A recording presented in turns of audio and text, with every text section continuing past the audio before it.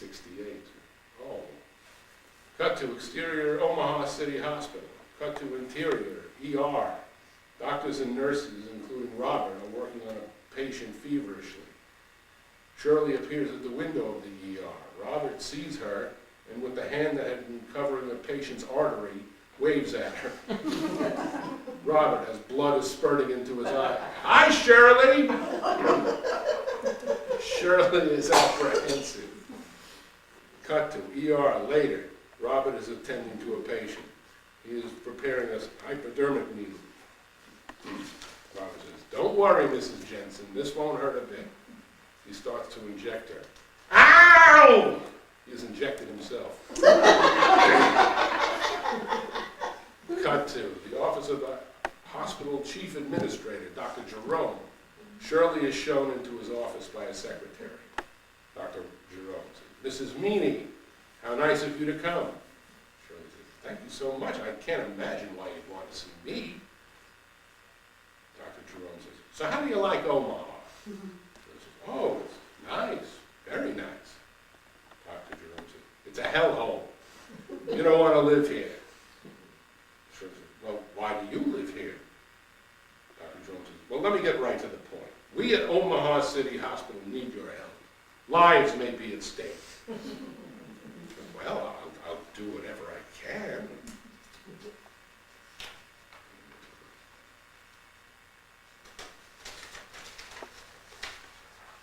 Dr. Jerome says, "Good.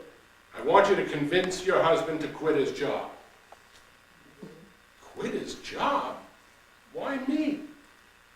"Well, he won't listen to anybody else. You're our last chance.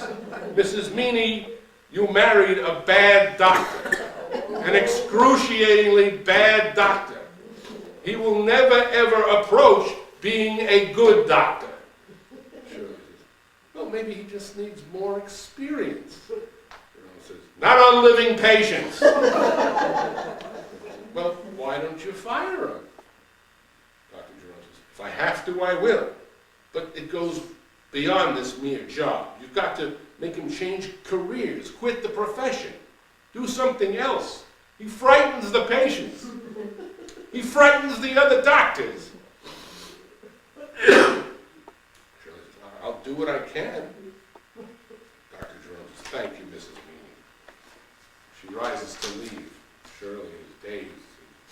"I, Shirley Feeney, am going to talk my husband out of being a doctor. Black is white." Cut to interior of Shirley and Robert's living room. Robert is at his desk going over some paperwork. Shirley says, "Robert, you finished last in your class at a barely accredited medical school where English was everybody else's second language." Robert says, "But I passed. My mother and dad are happy for me. Why can't you? Why isn't anyone else?" He looks at a piece of paper, takes out a coin, flips it in the air, catches it, and looks to see if it's heads or tails. He then finishes writing on the piece of paper.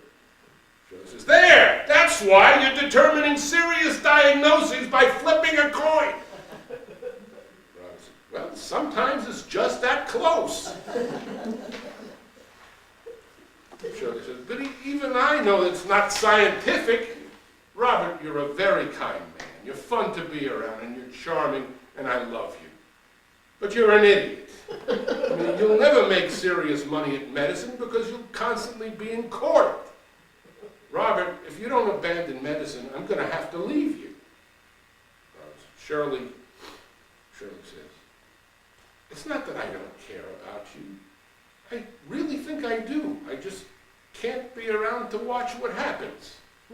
Cut to a graphic reading. Number 12, regrouping.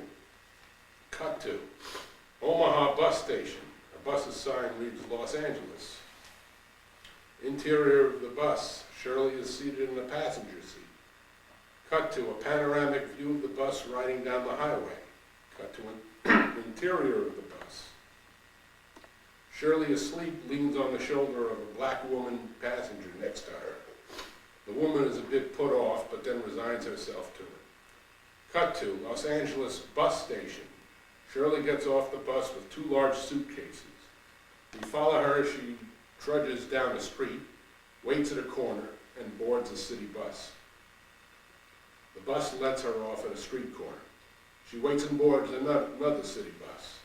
Getting to her stop, she gets off and trudges with the suitcases down the side street to Laverne's apartment.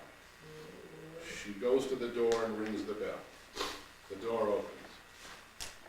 Shirley says, "Surprise!" Squeaky says, "Hello!" The apartment looks like Lenny and Squeaky have inhabited it for quite a while. Shirley says, "I'm guessing that Laverne isn't here." Squeaky says, "She's gone, Shirley." Shirley says, "Gone?"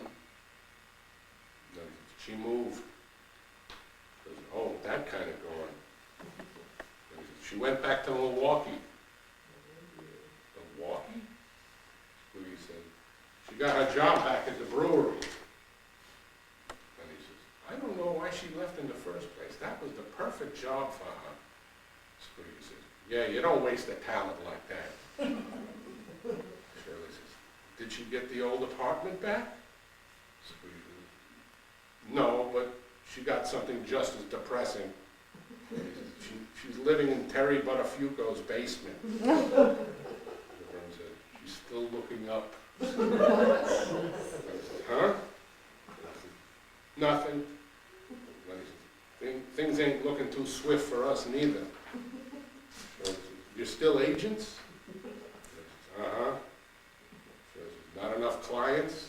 Squeaky says, "Oh, we got clients." Then he says, "Well, we get them work, they leave us. They stop getting work, they come back to us." Squeaky says, "It's a vicious cycle. Something must be done." Shirley says, "Well, guys, it was nice seeing you again." He turns to leave. Squeaky says, "You know, Shirley, you really should try to keep in touch with us. It'd save a lot of traveling." Then he says, "Have you got our phone number?" She says, "Yes." Squeaky says, "What's the difference? We haven't paid the bill in 8 months." "Yeah, that's true. So long, fellas." Cut to exterior of the street, late afternoon. Shirley trudges with the suitcases to the bus stop, then to the other bus stop, then to the bus station, where she boards a bus heading to Milwaukee. Cut to a nice house in the suburban area. Cut to a finished basement. Laverne is lying on the couch watching a rerun of Sea Hunt, a favorite show. The basement has a couple of windows along the top of the wall Laverne is facing. Suddenly we hear 2 footsteps, then 2 clunks. After a moment we hear 2 more footsteps, see the feet through the first window, hear the clunks, and now we see the suitcases. We and Laverne take in the sounds and images as the feet keep stepping and the luggage keeps clunking. Laverne says, "Shirley!" She bolts upstairs and opens the door. Shirley says, "Surprise!" Laverne says, "Shirley, I knew it was you." Shirley says, "How did you know?" Laverne says, "Your feet. I'd know those size 9s anywhere." Cut to the basement. Laverne and Shirley are sitting at a card table drinking coffee with Oreos. Shirley says, "So I had no choice. I had to leave him. I had to marry a doctor. Well, I've learned my lesson. Next time I'll marry a good doctor." You've really grown, Shirley. "I should have known it when he lost his scalpel at the beach." "That was a telltale sign." Shirley says, "So why Milwaukee, Laverne?" Laverne says, "Well, Terry's here, and the job." Shirley says, "You never liked hanging around with Terry that much, and she makes you live in the basement." Laverne says, "Well, she has a lot of guys over. 3 times wasn't enough for her. She's looking for that 4th husband. And she wants to discourage competition. Anyway, I'm used to it. Are you going back to shots too?" Shirley said, "No, and why did you go back there? There are a lot of jobs all over the place." Laverne said, They always had great medical coverage. We didn't have that in California. Shirley says, with Robert, I didn't even have it in my house. And they have a terrific dental plan. God knows I need that. And what if something serious happens to me? This way I'm safe. Shirley says, safe? Don't you think maybe we're a little too young to worry about safe? Laverne, where would you really like to be? Laverne says, I don't know. I miss my pop. He went to a Dodger game and hated it just as much as I did, so he packed up and he's back in Brooklyn selling pizza. He says, good for him. Laverne says, where am I going to get a job this good with all the benefits? Shirley says, Laverne, it was my fault that we went to California. I gave you a bum steer. Laverne says, it wasn't your fault. Shirley says, it was. You wanted to go to Brooklyn back then, and I talked you out of it. Maybe if I didn't, maybe you'd have found an even better job right now. Or maybe you'd have found the right guy that you never found here or in California. I really did it, boy. I screwed up 2 perfectly good lives.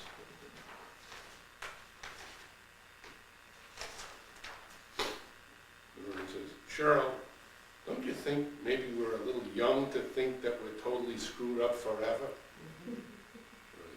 Good point. Laverne, maybe it's time to go home. Home? Laverne, remember at the ball game you said the Dodgers should still be in Brooklyn? Yeah. Well, so should you. So should we. He says, you want to go to Brooklyn with me? Shirley says, right now I want to go wherever you want to be. Laverne says, well, what if you run off and get married again? Shirley says, I don't know, but I'll just bet that Terry gets around to number 4 before I get to number 2. Who knows? I mean, I could use good dental coverage too, but I'm not going to live my life around it. I saw the Hudson outside. How's it holding up? Still a smooth ride. It's getting kind of old. You think it could make it all the way to New York? Like a breeze. Cut to a panoramic shot of the highway, late afternoon. We see the Hudson riding along with Laverne driving and Shirley as the passenger. Cut to interior of the car. Laverne says, here's another example. You go into a restaurant in New York. You want coffee with cream and sugar. How do you ask for it? Shirley says, may I have coffee with cream and sugar? Hold. First of all, no may I. You say may I, they'll think you're making fun of it. What you say is 1 regular coffee. Try that. Okay, what's yours? Shirley says, 1 regular coffee. I said, no, not coffee. Coffee. 1 regular coffee. Shirley says, I like it black anyway. You better not say regular. It's 1 black coffee. 1 black coffee. Laverne says, by George, I think she's got it. Cut to the panoramic view of the highway. The Hudson goes from the far left of the frame to the far right of the frame and off the frame. The camera stays on the empty stretch of road for several beats. Then from the left frame, we see a familiar ice cream truck with luggage sticking out as it makes its way across the screen. That's it.